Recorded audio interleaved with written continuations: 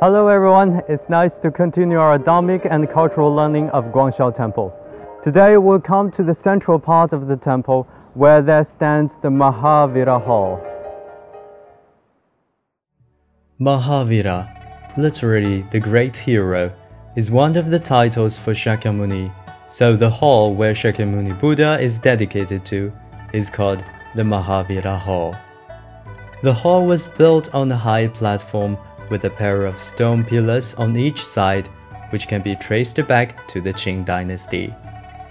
The eaves of this building are sticking out flat and further, and the square in front is serene and broad, forming an extraordinary majestic complex of magnificence rare in Lingnan. Originally, this sanctuary of the Buddha was built in the Jin dynasty by Master Dhammayasas, a monk from the kingdom of Kopan, present-day Kashmir. Then it has been rebuilt many times because of its prominent status in the history of Buddhist architecture in China. The existing structure was repaired in Southern Song dynasty and was expanded into 5 bays. It was further renewed and widened in the Qing dynasty from 5 bays to 7 bays. Then in 2003, the hall experienced its greatest reconstruction in the modern era. Despite its multiple times of repair, the overall appearance of the building still retains the architectural style of the Song dynasty. Such style can also be easily detected from the array of the Song dynasty guardian lines behind the hall. After the vicissitudes of time, the image of the lines are blurred now, but they are still precious in their historical value. Above the gate of the hall hangs a plaque with the characters Guangxiao Chan Temple, written by Emperor Shenzong in the Ming Dynasty. On both sides of the gate paints a pair of couplets. As Chan Buddhism spreads all over the world, this temple is deemed as its origin. When the Dharma crosses over Lingnan Mountain, it remains the top monastery.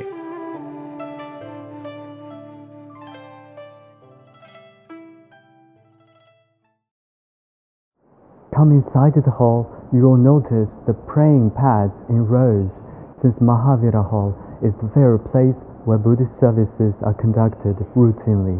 Every day, venerable monks have to gather here both in the morning and evening, chanting and praying for the well-being of all the sentient beings. What are housed here are 3 sages for Huayan in Avamdanga Sutra: Shakyamuni Buddha, Samandabhattara Bodhisattva, and Manjushri Bodhisattva. This sutra discloses the ultimate state realized by an enlightened being, and thus provides Chan Buddhism with significant practical guidance. The sage seated in the middle is Shakyamuni Buddha, performing the hand gesture of flower pinching. Delicate and sublime, this statue is an imitation of Vairojana statue enshrined at Fengshan Temple in the Longmen Cave. On the right side of the Buddha is Samanda Bodhisattva with the text of his 10 vows in his hand, while on the left side was Manjushri Bodhisattva, holding a rui, which is the symbol of the auspiciousness that can only come from wisdom.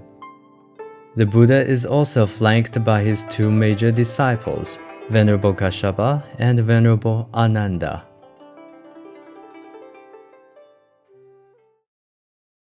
Behind these sages is Avalokiteshvara or Guanyin. Why is the statue of Guanyin placed at the back of the hall? Because it is to demonstrate the great compassion of Guanyin. The very scenario of her turning back to face the sentient beings behind the Buddha shows nothing but her resolute dedication to the cause of maximum liberation in this post-Shakyamuni era. Her compassionate liberation takes in various forms and identities. However, it's only after the Song dynasty that the motherly female image came to be prevailing.